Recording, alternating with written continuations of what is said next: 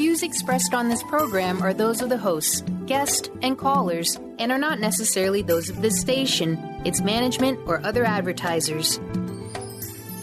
You're listening to Transformation Talk Radio.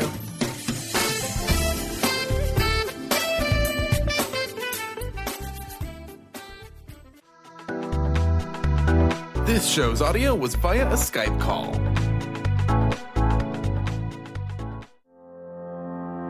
Are you ready to stop stress, anxiety, and low self-esteem from running your life? Join award-winning author Dr. Friedemann Schaub from Empowerment Radio as he addresses some of the most prevailing challenges in our day-to-day lives. Find out how you can use the power of your mind to overcome self-sabotaging patterns and build a solid foundation of confidence and self-respect. Learn cutting-edge tools and approach every day with great ease, joy, and purpose. This is the time to empower yourself. Now, here's your host, Dr. Friedemann Schaub.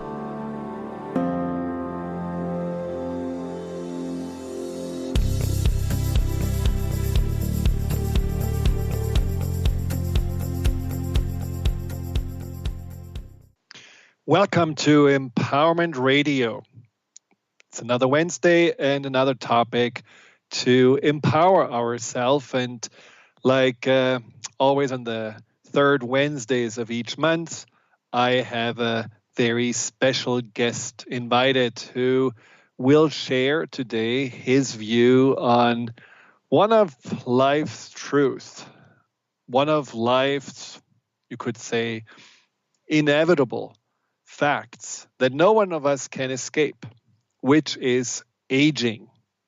The topic of today's show is courageous aging, which is also the title of the book of my special guest, Dr. Ken Druck. But we'll talk about this in a moment. First of all, I would like to welcome Carter, the new producer who is replacing Justin, who has been riding off to other pastures. Welcome, Carter, to the show, and thank you so much for supporting me on this really always exciting time once a week. Well, we had already a little curveball thrown at today. Carter's first show with me wasn't necessarily a smooth ride, and that has to do with the fact that my very special guest, Dr. Druck, has been stuck in New York in one of those northeastern snowstorms, which seem to come every other day these times. And so his plane was delayed. He couldn't actually fly out. And so we had to pre-record the whole interview since he would be on the plane when we actually have our show right now.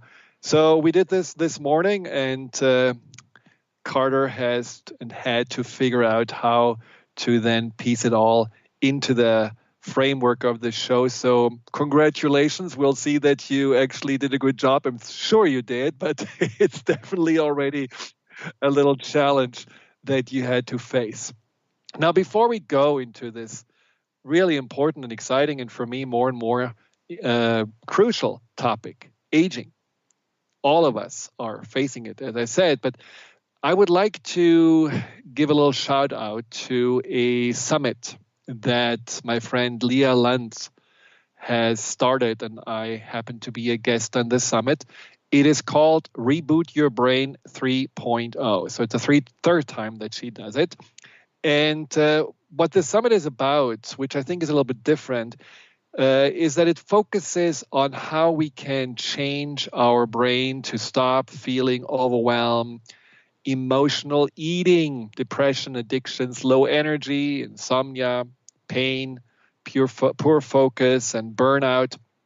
And so she invited really fabulous specialists and experts in their fields from all different kinds of, let's say, alternative medical options, but also psychiatrists and psychologists, and put together a really nice event that will help you if you feel that you are, for example, burning the candle at both ends and now it's taking a toll on your brain and your health. Or when you feel like I want to be more clear and focused and comfortable in my own skin, but when I wake up, I already feel negative about myself. Or maybe you feel like that you are just struggling with a particular condition, like it can be a food addiction. It can be that you feel in general foggy and often tired, or dealing with feeling easily distracted, feeling that you just don't have the zest of life anymore.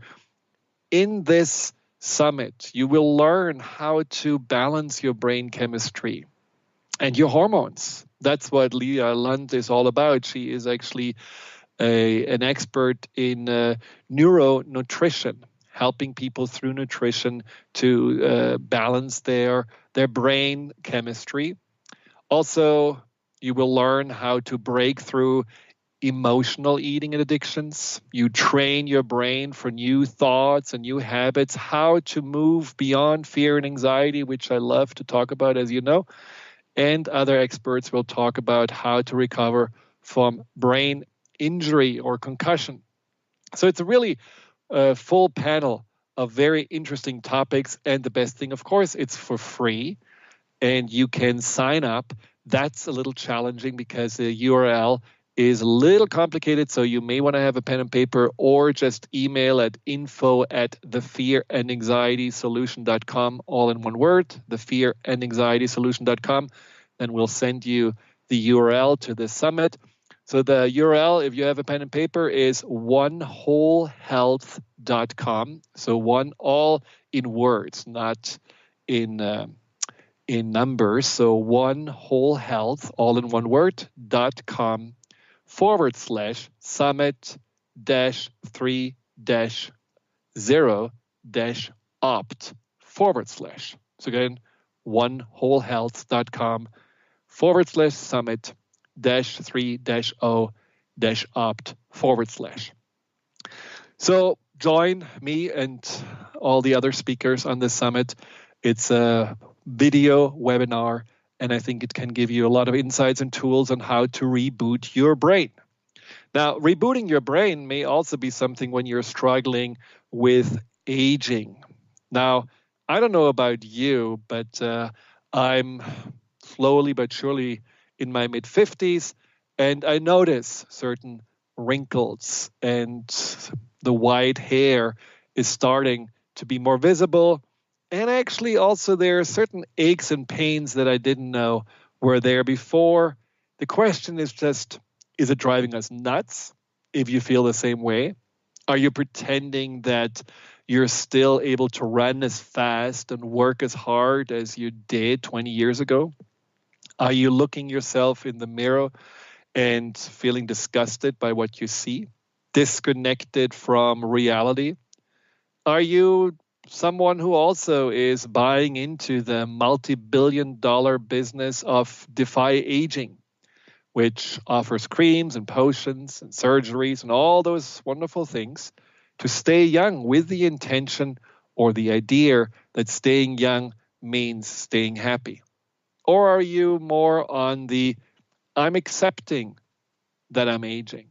Of course, still taking care of yourself is wonderful. Still making sure that your skin has the nutrition it needs, just as the rest of your body. That's, I believe, something that shows self-care. But the question is, where are you emotionally when it comes to aging? Are you simply ignoring it, not want to think about it? Or are you facing it? Do you feel, when you think about aging and becoming maybe less vital, breaking out in a cold sweat?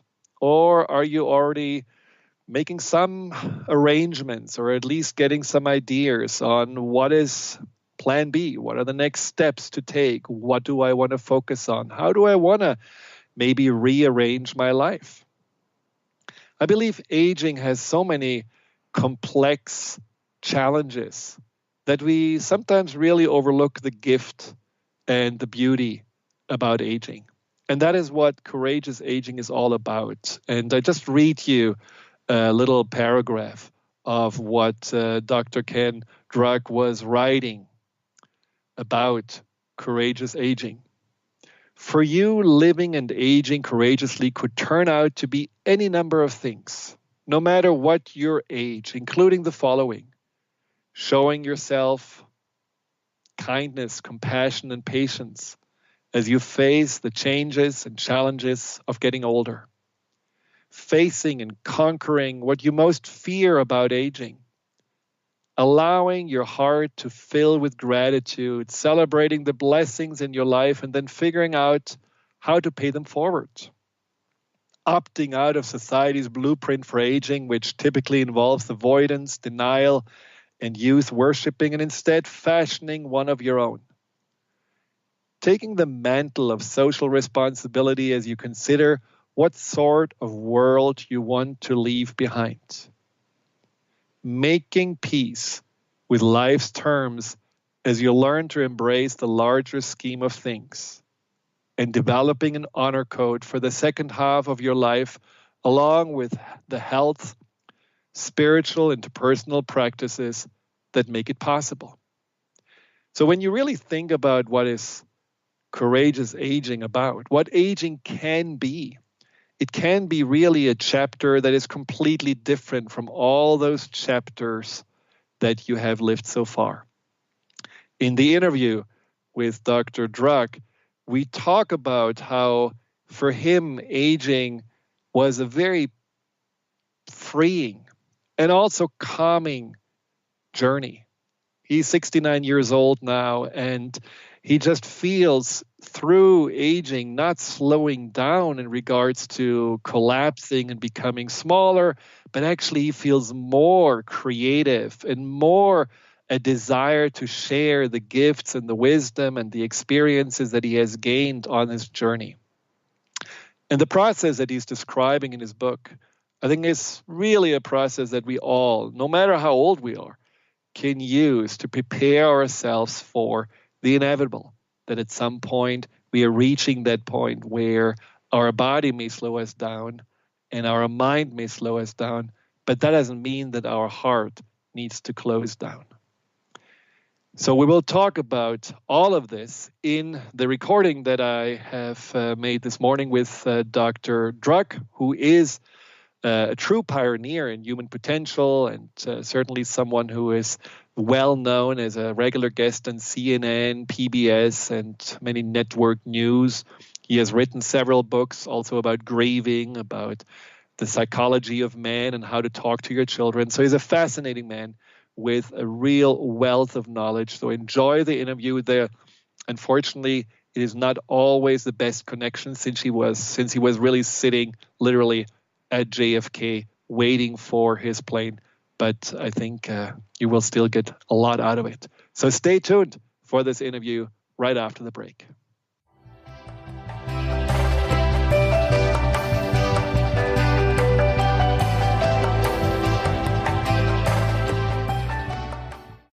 Choose the new earth on the Cornelia Stephanie Show. Tune in each week on Transformation Talk Radio as Cornelia takes listeners on an odyssey of higher consciousness to inspire, educate, and empower. Cornelia guides people on the path of self-healing, peace, and liberation. The Cornelia Stephanie Show is your catalyst for anchoring heaven on earth on a global scale. For more information, go to corneliastephanie.com. Wow. Hey, everyone. Welcome. Welcome to the Dr. Pat Show. This is Talk Radio to Thrive By. I'm telling you, I got to pinch myself some days because when each of us gets called to do something that we so not thought was in our wheelhouse to do for a purpose that's so much greater than us, we get to show up and shine. If you would like to show up and shine on the Dr. Pat Show as a co-host or sponsor, send us an email to inspire@thedrpatshow.com. Calling all moms, it's time to awaken your vibrant, intuitive, loving self in every area of your life. Join host Debbie Pokornik as she shares thoughts, stories, and tools to help you stand in your power. Listen to Vibrant, Powerful Moms helping everyday women create extraordinary lives. Mondays at 2:30 Pacific, 5:30 Eastern. For more information about Debbie, visit empoweringenergy.com. That's empowering with letters NRG.com. Be you plus live your purpose equals joy. That's the motto of Unstuck Joy with Vicki Todd. Vicki believes you were born with gifts that are meant to make the world brighter. Each show will feature an art visioning journal prompt to help you create your way to soul clarity. If you're ready to get unstuck and create more joy, this show is for you. Tune in the first and third Tuesday at 3 p.m. Pacific on Transformation Talk Radio. For more information, visit VickiWorldArt.com. In this day and age, if you don't reinvent yourself, you may never find balance, peace, and the sustainable life that is your birthright. Angela Watson Robertson, known as the Reinvention Warrior and the host of breakthrough radio show Masters of Reinvention, is here to help you reinvent every area of your life. Tune in and hear from the best in the personal transformation business and discover tips and tools for positive change. Live every month on Transformation Talk Radio.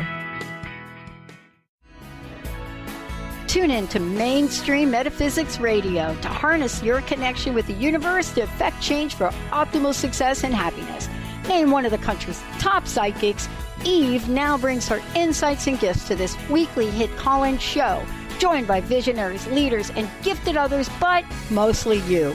Jot it down, Thursdays, 10 a.m. Pacific, 1 p.m. Eastern on TransformationTalkRadio.com.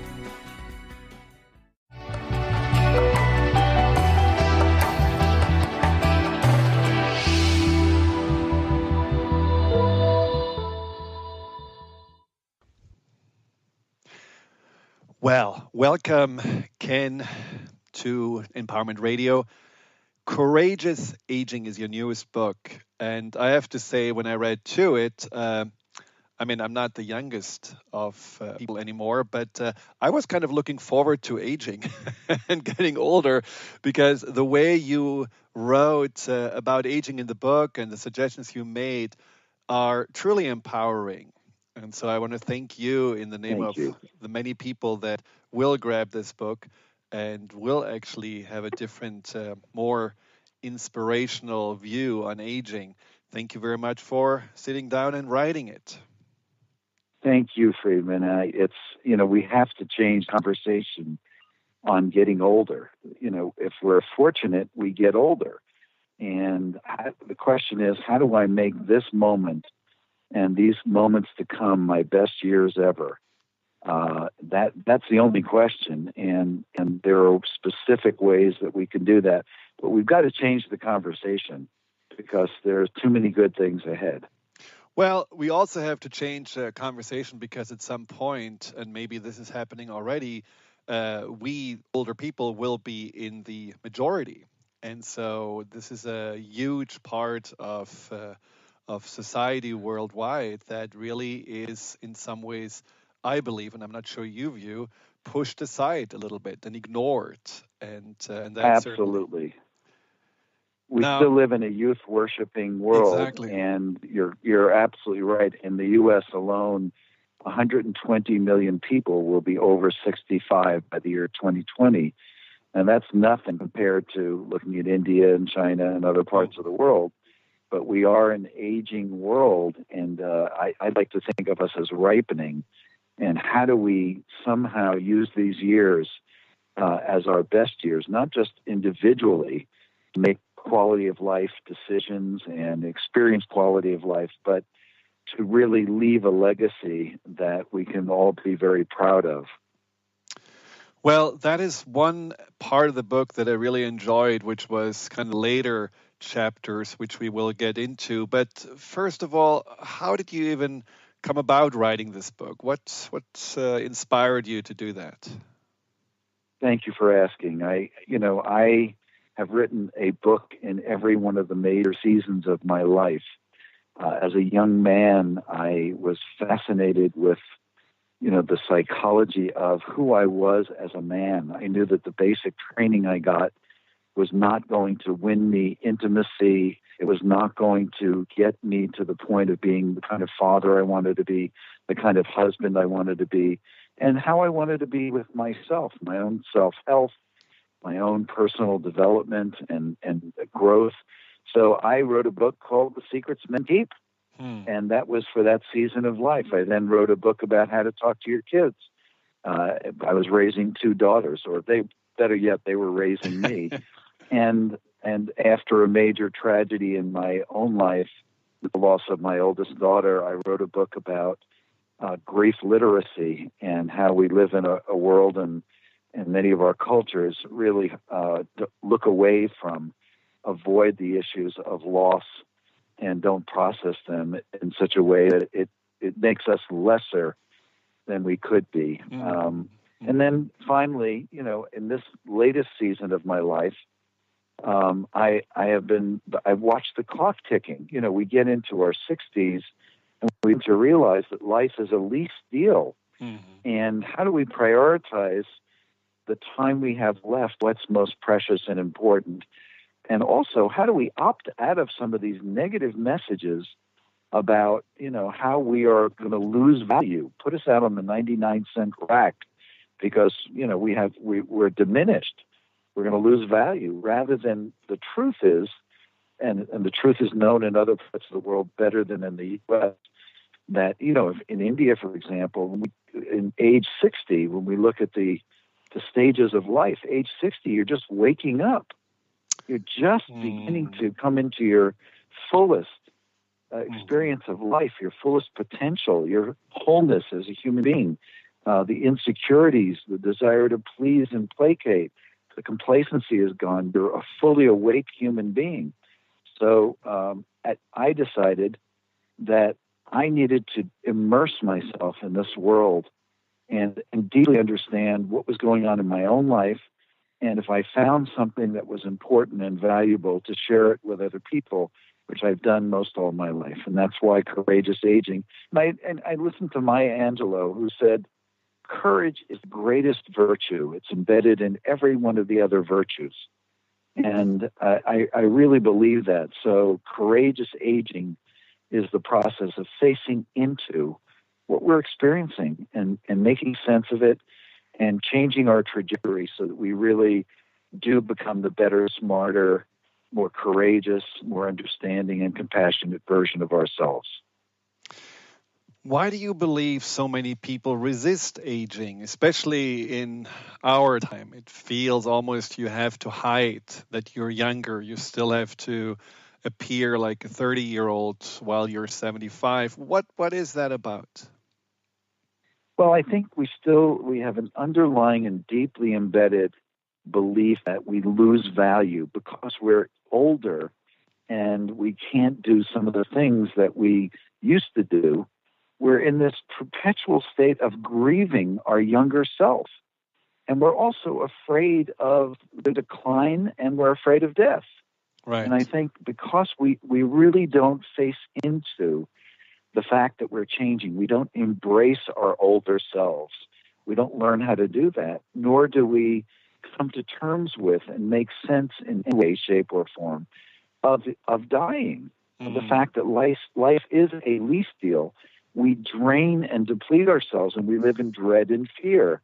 But the amazing thing is, once we face into those issues that are causing us fear and dread, we liberate ourselves, the emotional freedom, and we get to use every day of the rest of our lives, whatever time we have, in a way that's precious and meaningful, purposeful, and deeply spiritual. So are you saying that the fears at some point disappear? The fears of, not having so much value, they diminish. Mm-hmm. I think they diminish. I think rather than being paralyzing, I think we're all works in progress. Right. I think, a lot of the things we work on, whether it's intimacy, whether it's overcoming certain fears or anxieties in the course of our lives, we don't just, get it and it's on forever. I think these things kind of bubble back up when we get stronger and we're ready to deal with the next layer of the onion. I think things come back up to us. So, and death is one of those things. But I think we have an enormous capacity to understand life's terms, how life truly is, and to make peace with it. We don't have to like it. We don't have to love it. We don't have to, but we can live in the mystery of it rather than the paralyzing fear of it. And we can deepen our understanding of what this life truly is and open ourselves to the greater possibilities of the great beyond, of what happens beyond this life, this form as we know it. My work focuses on resolving and outgrowing old fear and anxiety patterns, especially on the level of the subconscious. But the goal is ultimately to gain a deeper understanding and appreciation for yourself, for that truth that doesn't go away, that doesn't age, that doesn't change, but it's just, your foundation. So would it be fair to say the earlier we start embracing our truth, the easier we will age because we are not so attached to our identities and appearances? Absolutely. I think the more we cultivate and embody the understanding or a sense of peace or reconcile, the less likely we're going to be living in avoidance and terror and fear, and that eats up and wastes the time of our lives, and that also prevents us and inhibits us from going deeper, from realizing, gaining a sense of equanimity, gaining a sense of what we're a part of that's larger than this. I just came from, I was blessed to spend 10 days in the Galapagos. And the Galapagos Islands are the most magical place of purity. And when, you look at the Galapagos Islands and how they were formed and what's happening to them and how these beautiful creatures exist on these islands and how they've survived and adapted, they think of things in terms of million-year cycles. Right. That's right. We think of things in small cycles, like a lifetime of 70, 80, 90, 100 years maybe. But this is million-year cycles, and we get to experience the enormity and the expansiveness of this universe that we're a part of, and how far-reaching it is, and how big the mystery is that we're a part of. And I think that kind of expansive experience allows us to be more at ease and more at peace and to reconcile what we are a part of, just as you're saying, and reduce those fears and anxieties and allow us to enjoy the time we have and the miracles and the gifts and the blessings that we have. So true, and very well said. So we will take a quick break, and we'll be right back with Dr. Ken Druck, the author of Courageous Aging, and we'll talk more about the mastery in the game of life and how to just approach this next chapter with greater ease, peace, and freedom. Stay tuned. We will be right back.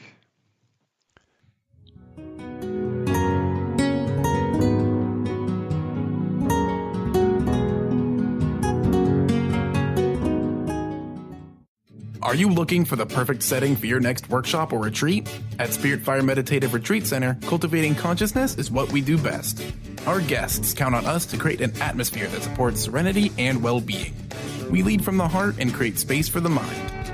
Freshly prepared meals designed with local and organic ingredients, 95 acres of beautiful woods and pastures, and a facility built with green in mind. This is what you'll find at Spirit Fire. For more information, visit spiritfireretreatcenter.com.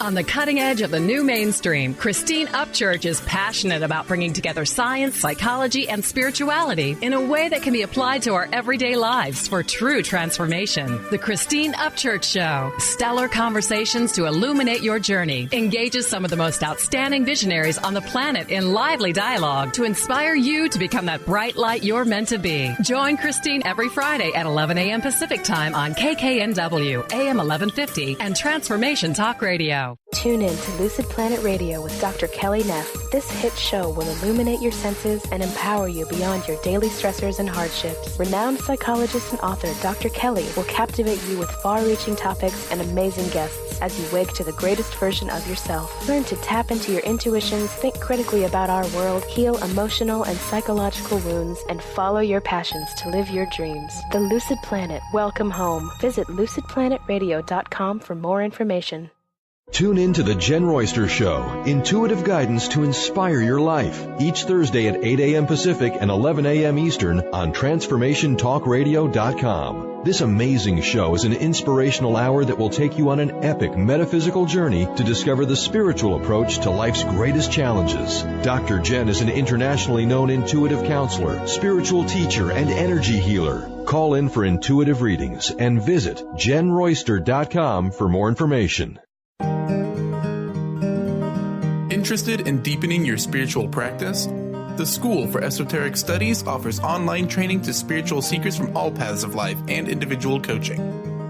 Our courses synthesize Eastern and Western spiritual traditions based on meditation, study, and service applied to everyday life.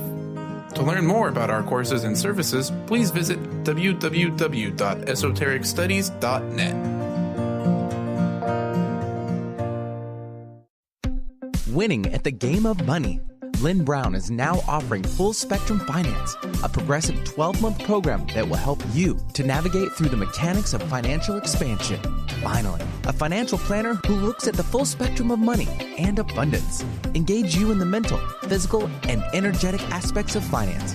This is Full Spectrum Finance. Are you ready to get into it? For more information, go to fullspectrumfinance.com.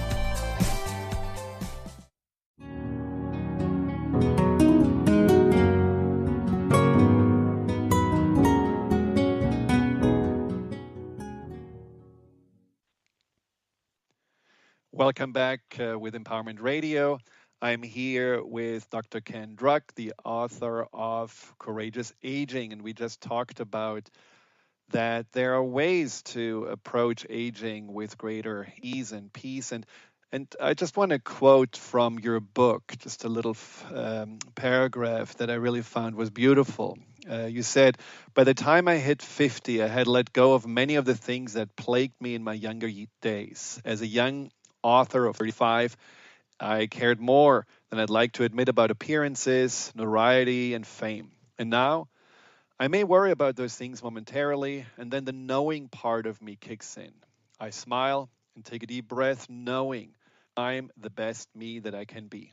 And that's enough. The confidence that I've grown in my mastery of the game of life, including the keen awareness of how little I really know for sure, brings a feeling of peace and freedom. Yet another perk on the many possibilities I couldn't have imagined as a younger man. Now, I love that because I think so many of us are obsessed with what other people are thinking, how we appear, what's our image. And you talk about the knowing part and the mastery in the game of life. How are they connected, and how did you meet your knowing part? Was it always there, or did it evolve over time? I think it evolved over time, Friedemann. I think we, when we really have a work ethic and we say to ourselves, you know what, I'm going to become awake. I'm going to reflect about how I'm feeling. I'm not just going to be this reaction. I'm going to reflect about how I feel, what I'm experiencing, what I'm going through. I'm going to find trusted confidants and teachers and mentors who can help me better understand what I'm experiencing, make sense of it, and make good choices. I think, I've been on that path for a long time, just out of curiosity and the desire to make the highest use of the time and the relationships and the opportunities that I have, as well as to be more resilient and to face into the adversities that life has presented for me, losses that I've suffered, setbacks, dry spells that I've gone through, that I think all of us go through. Mm-hmm. So I think, when we see that there's an opportunity, the benefits of really being on a path of having a work ethic and being on a path of growth and self-improvement, continuous improvement, and awakeness, whatever our practices are that get us there. When we do that, I think we develop a greater mastery, even if we don't even notice how much we've grown. Some of us have just grown wonderfully. We've deepened. We're calmer. We're more approachable. we're more loving, we're more unconditionally understanding, more compassionate, and because we've transformed adversity into opportunity, because we've gotten ahead of the pain curve in life and the reaction curve, and our responses are we have more options, and our responses tend to be more effective. So I think that's what's been there for me, and that's the path I've been on, and I'm happy. I'm so much happier and so much more calmer and more secure, not having to be a slave to what one of my mentors used to call status insecurity. Mm-hmm. Mike Friedemann, who wrote the book Type A Behavior in Your Heart, was a mentor and friend of mine. And Mike used to talk about how type A behavior is tied to status insecurity. We're always looking over our shoulder to see how we look and how we're doing, and whether we're lovable and pleasing and approvable and beautiful enough. And you know what? When we calm our hearts, when we're able to look in the mirror and put our arms around that person, that's the start of something good in every direction. That self-compassion, that self-acceptance, instead of self-judgment, rejection, self-condemnation, self-deprecation. Well, it reminds me of my father, who was someone who certainly had type A personality and at times was a little bit of a rageaholic, and how he, in his older age, really learned to be calmer, to not react, to also in some ways have more understanding and acceptance of the choice, for example, his son made, that were not always the choices he would have made. And that's certainly something that can come with age if, and I think that's a big if there is a certain kind of introspection. You know, in our time, there's a problem which I see, we don't really know the end of it yet, which is that we are avoiding pain.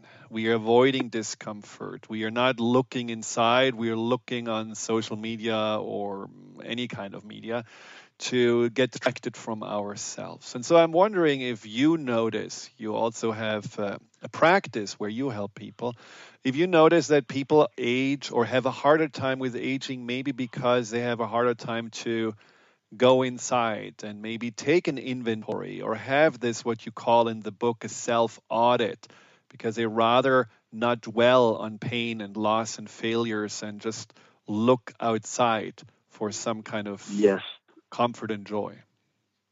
Yeah, I love the way you said that. And by the way, you and I had similar fathers, and deciding to become our own men and learning from our fathers, their pain or their avoidance or their misappropriation of anger, were probably strong life lessons for both of us. But I believe that, we have a choice. Yes, I think as we get older, there's the opportunity to soften, to open our hearts and to soften our hearts. That's why so many people claim they're better grandparents than parents.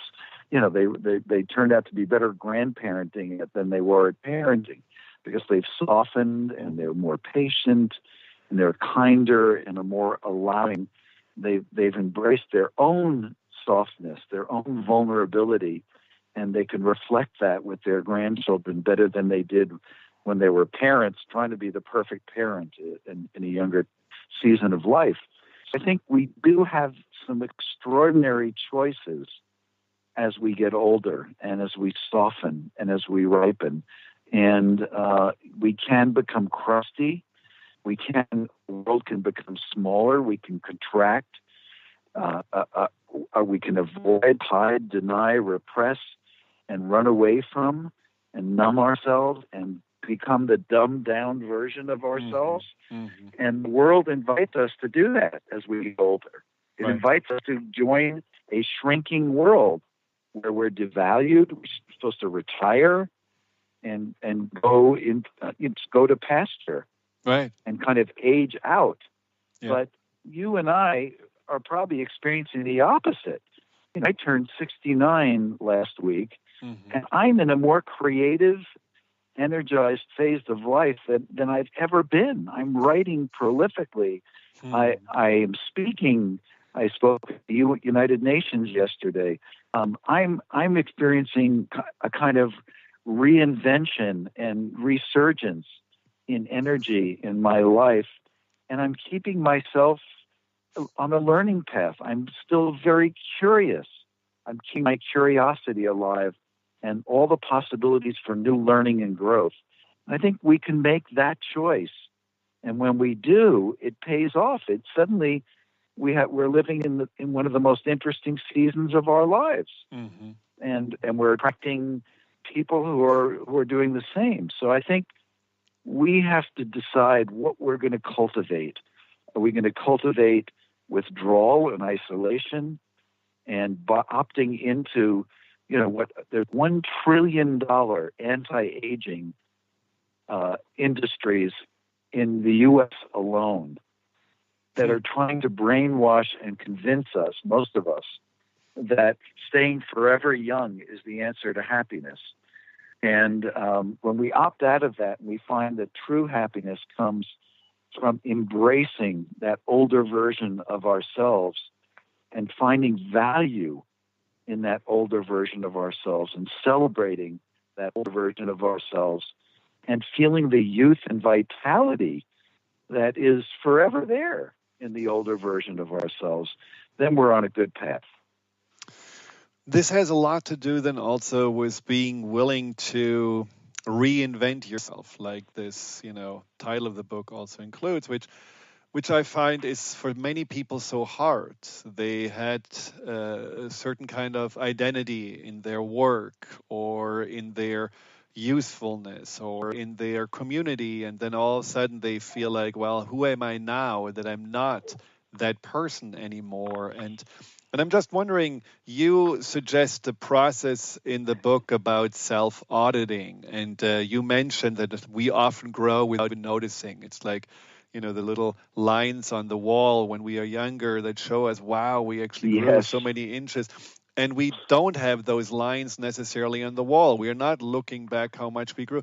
So does this self-auditing help people, that what you describe in the book, to see I'm actually much more than just those old job descriptions and identities? Absolutely. You've the bullseye. I put the self-audit at the front of the book and the audio book that the Courageous Aging audio book purposely so that people could begin to, get your foot off your throat. Stop devaluing yourself. Look at and appreciate and be grateful to the things you've done to grow, the things you've accomplished, the things that you can stand on proudly and behind proudly. And when we do a self-audit, it's not only about, where we're still very young, where we're still very vulnerable. It's about the whole picture.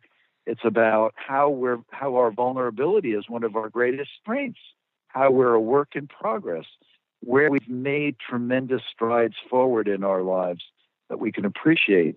But it also identifies the hot spots, the opportunity spots, the places where we have the greatest opportunities to grow stronger, diminish our fear, to diminish our anxiety, to diminish our sense of dread, and to reimagine our best possible years, to redraft the vision that we have, not just a bucket list, but a full-on vision for how we want to live in this new season of our life, with whatever transitions we've gone through, whether they're transitions in years because we turned 60 or 65 or 70 or 75, but transitions because, we got a diagnosis that tells us we're mortal, or because we've had a change in our relationship, or because, as you said earlier, we've changed our job status and changed. They're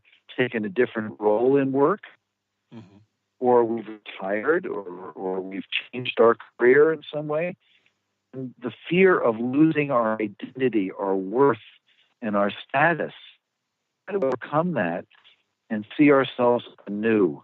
And that's That's why I wrote the book, because I think that's such a critically important part of our happiness, of our finding our path forward to joy. Well, that is really the next point that I wanted to make, which is about this looking forward. And what we are facing when we're aging, looking forward, is often that what we also avoid, which is loss, which is dying. And you have really addressed this beautifully in the book. You certainly have, as you said, more creativity. You feel more expansive, and part of the looking forward for you in the book was also about making a difference for the generations who come. And can you talk a little bit more about that? Because I think it's a wonderful goal and mission in mind to say, well, yes, I may be leaving at some point soon, but I want to set already the stage and help these next generations to, have it easier or have it better or learn from my mistakes and the things that I have learned along the path. I think, Friedemann, one of the great things that we have to look forward to, since we are accepting the idea that we're not going to live forever, and our form is going to change, and we move into this great mystery called death. One of the things we can do to bring meaning and purpose to our lives is to plant a giving tree that our children, our grandchildren, future generations can sit in the shade of, and that the sun can come through, and that we have a sense that we have given something that is going to improve the quality of life for future generations or for our children or grandchildren.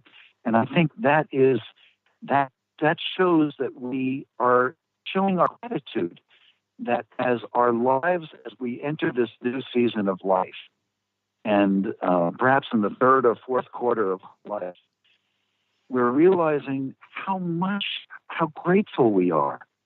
And as an expression of that gratitude, the life we've been given, this miracle that we've been given, we're going to pay the good that we've experienced forward. And we all have ways of doing that. Sometimes it's simply showing a kindness. Sometimes it's making a video talking about our background, our ancestors, who we were, that our grandchildren and their grandchildren will be able to watch in the future. Sometimes it's a gift that we give to make sure that one of the parks where we live will be preserved for our grandchildren or for future generations, or the environment will be protected. But everybody has their own individual way of doing this.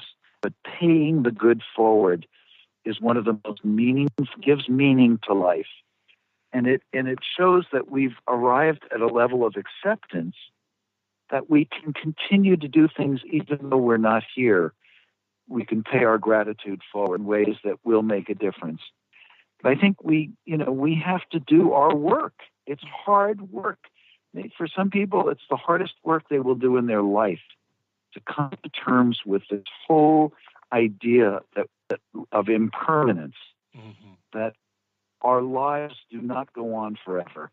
And how do we reconcile that in an expansive way rather than being afraid and contracting? And there are specific things we can do to cultivate that kind of and make peace with life itself. Well, and that is, like you said, in some ways often the hardest work, because it really requires a lot of attention. It sometimes requires the willingness to let go, to accept, and also to forgive, especially oneself. But then it also is this acceptance of loss. And you had certainly some loss in your life, but one of the hardest loss anyone can experience is when you lost the loss of a child, and you lost your daughter when she was just 21 years old. But what I found beautiful about how you wrote about it, and I believe truly that your daughter gave you a gift after her passing, is what happened when you heard her inside. Can you talk about this a little bit? Because I find this very comforting, what happened to you there. Well, I think paradox is the highest form of understanding loss. My daughter is gone. When she was on a study abroad trip in India, and when her body was returned, thanks to the President Clinton at the time, when her body was returned home, it was clear that my daughter was gone. She was no longer in that body, that beautiful body that carried her for 21 years. But she's also here, gone, and she's here because her presence is so clear to me. She is right here. She's with me always. Her voice, her heart, her love resonates. And I believe that there is a kind of love that never dies, that a father has for a daughter, or a daughter has for her father, or that people have for their life partners, or their parents. And that love never dies. And the way we keep it alive is to continue to express it. Now, does that mean that I know what the true nature of the universe is, what life and death is? No, I don't. I don't know for certain what happens, but I get to bet my faith. In other words, I can make a guess and say, you know what, I hope and pray that somehow my daughter and I might be reunited in some way, shape, or form, that we would be together again. Now, that may sound like magical thinking, but who knows the true nature of life and death? I don't. We are soaring through space on a grain of sand in a universe that is so big and expansive and mysterious. How dare I be arrogant and presumptuous enough to say that I know what life is, or I know what death is. So I keep my heart open, and I keep my daughter alive in my heart. I tell her I love her every day, and I listen for her love. I feel her butterfly kisses.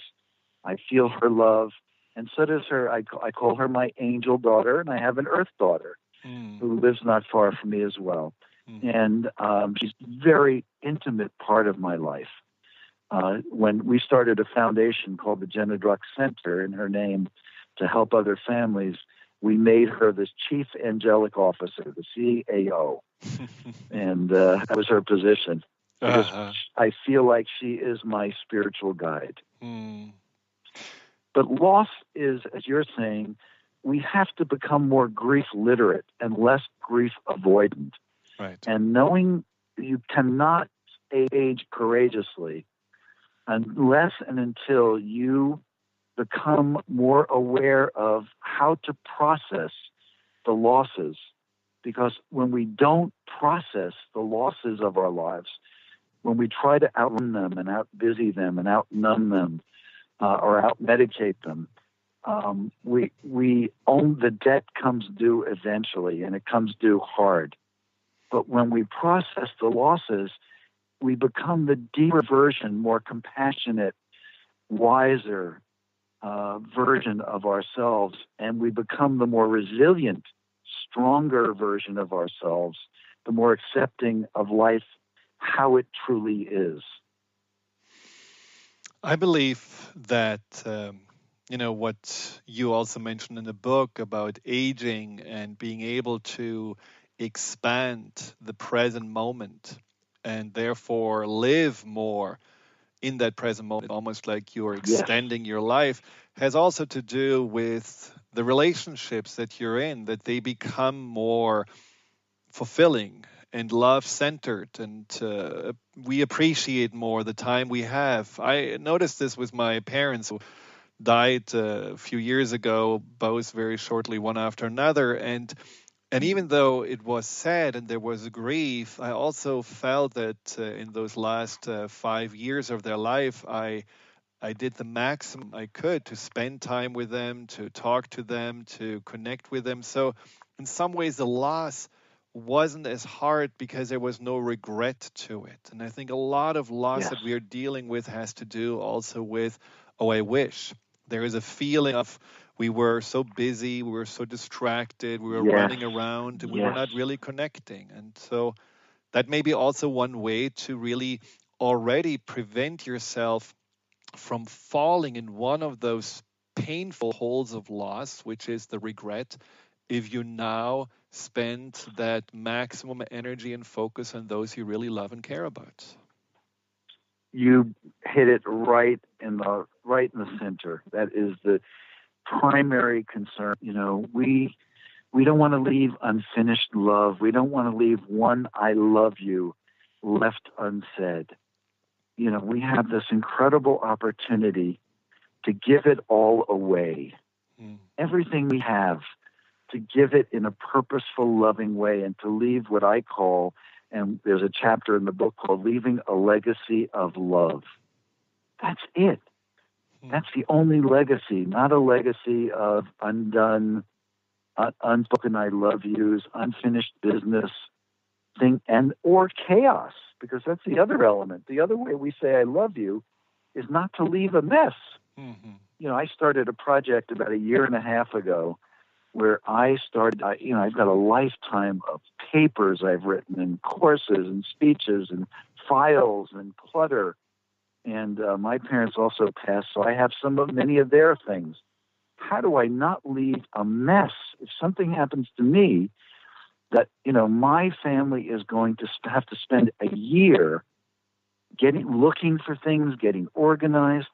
So it's such an expression of love when we put our house in order and we don't leave our families with a cluttered mess. And I've made that one of my goals. And I think, you know, we don't do that because we're planning on dying, just as we don't buy life insurance because we're planning on dying. We buy it so that we can live at peace, knowing that we've taken care of what needed to be taken care of, and that our families will be left with a legacy of love.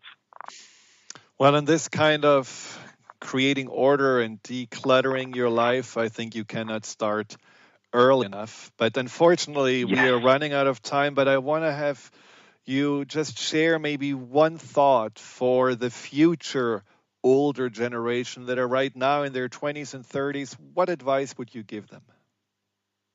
Well, I would look you in the eyes and have you look into my eyes. They're a little more crinkled. My hair is a little more gray.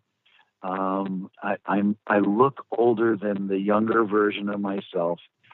And I would smile at you. And I'd look at whatever version of you, whether you're whatever season of life, and I would look at you and smile and assure you that, you know what, it's okay. This is the way of life.